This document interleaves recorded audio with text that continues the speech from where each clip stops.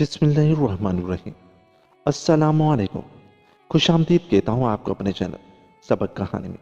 اگر آگے بڑھنے سے پہلے اگر آپ نے ہمارے چینل کو سبسکرائب نہیں کیا تو تھوڑی سی تکلیف کر کے ہمارے چینل کو سبسکرائب کر لیں۔ چلتے ہیں آج کی کہانی کی طرف۔ پرانے وقتوں کی بات ہے، کوئی نیک دل کسان اپنے کھیتوں میں ہل چلا رہا تھا۔ اچانک ایک نقاب پوش ظاہر ہوا اور بولا، اے کسان، خدا کی طرف سے تجھ پر آفت آنے والی ہے۔ میں فرشتہ ہوں، مجھے خدا نے تجھ سے پوچھنے کے لیے بھیجا ہے کہ وہ آفت تیری پہلی عمر میں نازل ہو یا پچھلی عمر بڑھاپے میں آئے۔ کسان سوچ میں پڑ گیا۔ کچھ دیر بعد بولا، میں گھر جا کر بیوی سے پوچھ کے مشورہ کر کے تمہیں بتاؤں گا۔ کسان گھر پہنچا، بات آئی گئی ہو گئی، کسان کو پوچھنا یاد نہ رہا۔ اگلے روز کھیتوں میں فرشتہ پھر ظاہر ہوا، کسان سے وہی سوال کیا۔ کسان بولا، کل ضرور بتاؤں گا۔ گھر آ کے اس نے بیوی سے مشورہ کیا۔ کچھ سوچ کر بیوی کہنے لگی، پچھلی عمر میں تو ہم دونوں بوڑھے ہو جائیں گے، اس وقت تو ہمیں مصیبت برداشت کرنے کی سخت ہی نہیں ہوگی۔ اب ہم دونوں جوان ہیں، طاقتور ہیں، دکھ سہ سکتے ہیں، اس لیے تم کل فرشتے سے کہنا اسی عمر میں ہم پر آفت نازل ہو جائے۔ اگلے روز کسان نے یہی بات فرشتے سے کہی۔ فرشتہ پلک جھپکنے میں غائب ہو گیا۔ چند دنوں کے اندر اندر کسان کا مال مویشی مر گیا، گلہدان میں رکھے دانے خاک ہو گئے۔ کسان کی ایک بیٹی اور ایک بیٹا تھا۔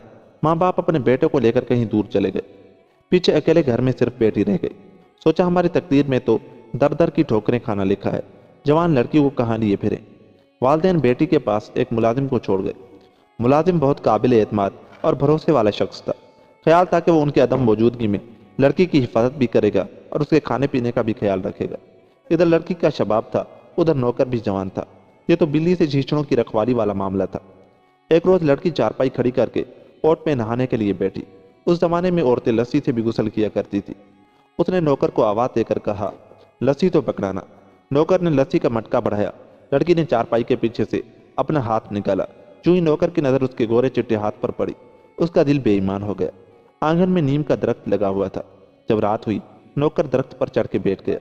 لڑکی نے رات کے اندھیرے میں کسی کو پیڑ پہ چڑھتے دیکھا تو پکاری، تو کون ہے، جن ہے یا پری ہے؟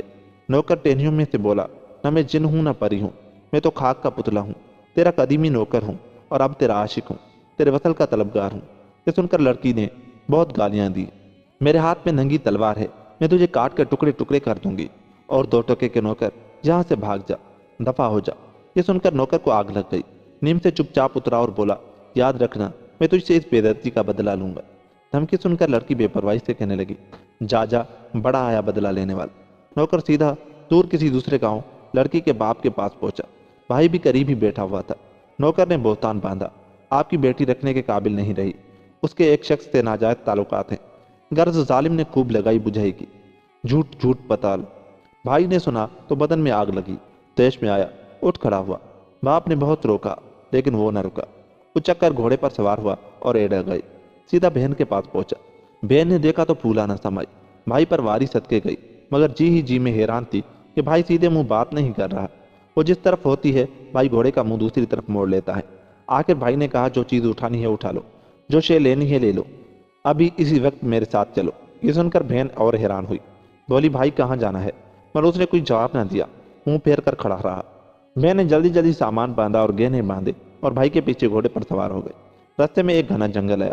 جب وہ جنگل کے بیچوں بیچ پہنچے تو بھائی نے بہانے سے اپنی انگوٹھی انگلی سے نکال کر نیچے گھاس پر گرا دی۔ گھوڑا روک لیا اور بہن سے بولا، میری انگوٹھی گر گئی ہے، ذرا گھوڑے سے نیچے اتر کے اٹھانا۔ بھائی کے کہنے پر جو ہی بہن انگوٹھی اٹھانے کے لیے نیچے اتری، اس نے فوراً ایڑ لگائی۔ گھوڑا دیکھتے ہی دیکھتے سوار سمیت ہوا ہو گیا۔ بہن کھڑی رہ گئی۔ پہلے تو اس کی سمجھ میں ہی نہ آیا کہ اس کا ماں جایا اسے اس جنگل بیاباں میں وحشی درندوں کا نوالا ہونے کے لیے کیوں چھوڑ گیا ہے۔ جب غور کیا تو یکایک نوکر کی دھمکی یاد آ گئی۔ فوراً سمجھ گئی کہ سب کیا دھرا اسی کمبخت پاجی کا ہے۔ کچھ ہی دیر گزری تھی کہ اس مقام سے ایک سونار کے لڑکے کا گزر ہوا۔ لڑکی نے اسے دیکھا تو جان میں جان آئی۔ اس تنہا ویرانے میں ایک بے یار و مددگار لڑکی کے لیے اپنے جیسے انسان کو پانا کسی نعمت سے کم نہ تھا۔ وہ خوشی خوشی اس کی طرف بڑھی۔ دل میں سوچا، ایک بھائی گیا، خدا نے دوسرا بھائی بھیج دیا۔ مگر ہائے یہ کیا! جو ہی اس نے سونار کے لڑکے کو بھائی کے کر مخاطب کیا، وہ غصے سے بولا، فوراً کپڑے زیور اتار کر میرے حوالے کر دے۔ اتنا کہا اور ظالم خنجر لے کر مرنے مارنے پر اتر آیا۔ لڑکی نے ہاتھ جوڑے خدا رسول کا واسطہ دے کر کہا کہ میرا ننگ نہ دیکھو، تجھے زیور کپڑے سے مطلب ہے، میں ابھی جھاڑیوں کے عقب میں جاتی ہوں اور اتار کر تیری طرف پھینکتی ہوں۔ گھر سے ایسا ہی ہوا، سونار کا لڑکا गहना और कपड़े लेकर चलता बना। उस मुल्क का राजा अपने अमीरों वजीरों के साथ शिकार खेलने के लिए जंगल में आया हुआ था। उसने इत्तेफाक से एक जख्मी हिरन का ताकुब करते करते वो उधर से गुजरा। अचानक शिकारी कुत्ते और बाघ झाड़ियों के एक झुंड के गिर्द कुलबुल करने लगे। ये देखकर सबने घोड़े रोक लिए।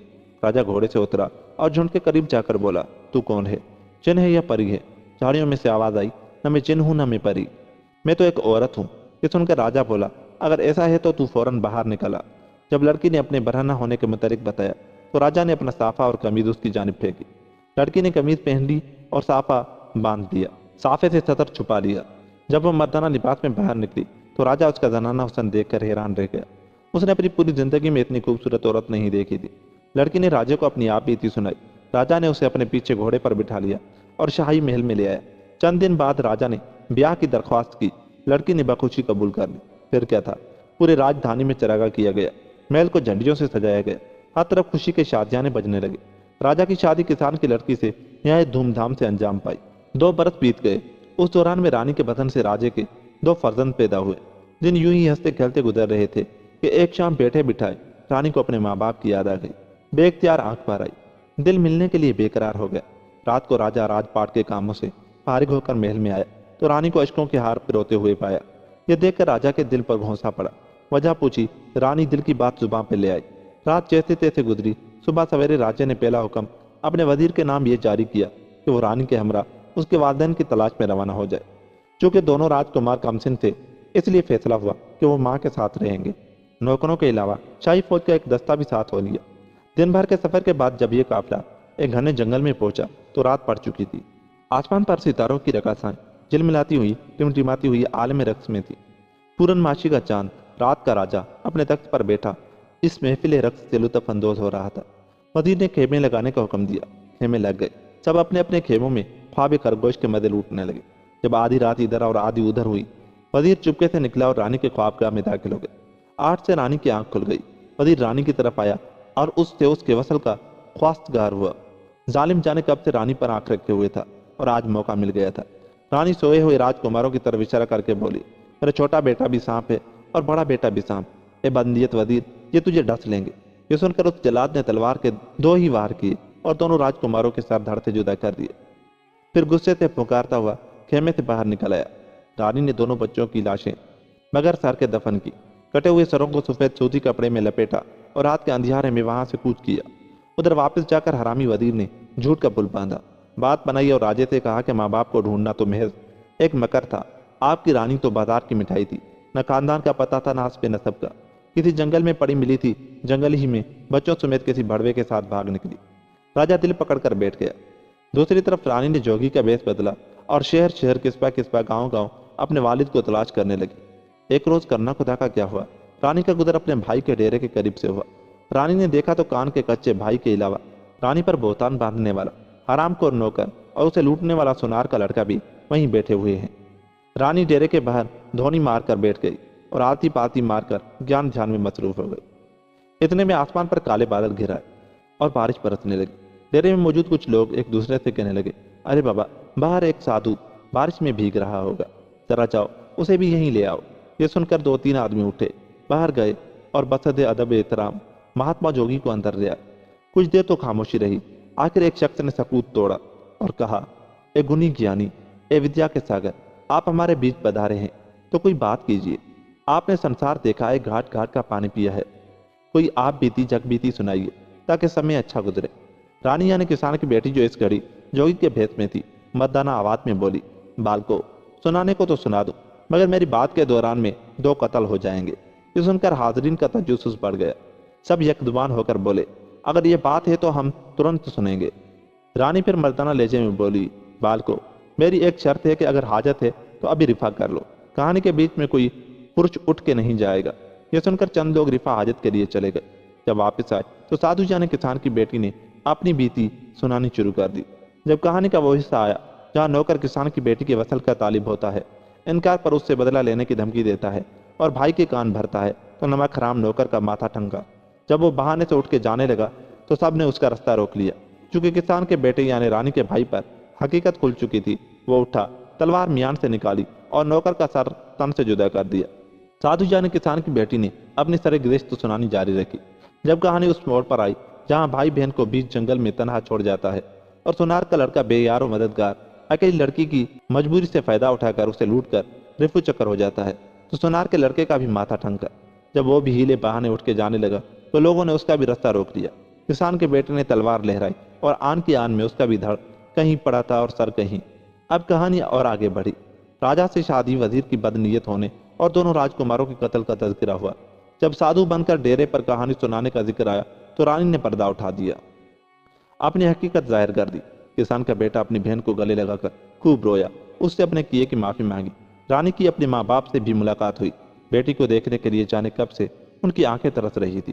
جب رانی نے رو کر اپنے دونوں بیٹوں کے کٹے ہوئے سر دکھائے تو سب کلیجہ تھام کر رہ گئے۔ ماں نے بین کیے، باپ کی آنکھوں سے آنسوؤں کی جھڑی لگ گئی۔ بھائی دیوار سے سر ٹکرا ٹکرا کے خود کو گوسنے لگا۔ چند دن بعد وہ لوگ بیٹی کو لے کر راجا کے دربار میں پہنچے۔ وزیر نے راجا کے آگے رانی کے متعلق کیا کیا جھوٹ سچ لگایا تھا، اول فول بکا تھا، اس نے دل پر پتھر رکھ لیا تھا۔ اب جو سامنے رانی کو دیکھا تو پرانی صحبتیں یاد آئی، آنکھ بھر آئی، منہ پھیر لیا۔ جب رانی نے راجا کی بے رخی دیکھی تو دل پکڑ لیا۔